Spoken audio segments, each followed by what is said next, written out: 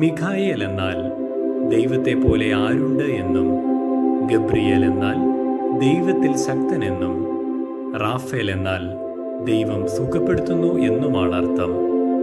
ഭൂമിയിലെ മനുഷ്യർക്ക് തിന്മയ്ക്കെതിരെയുള്ള പോരാട്ടത്തിൽ ശക്തിയായും, സ്വർഗീയ സന്ദേശം അറിയിക്കുന്ന മംഗളദൂതനായും, സൗഖ്യവും സൗഹൃദവും പകരുന്ന ചങ്ങാതിയായും ഈ മാലാഖമാർ അയക്കപ്പെടുന്നു.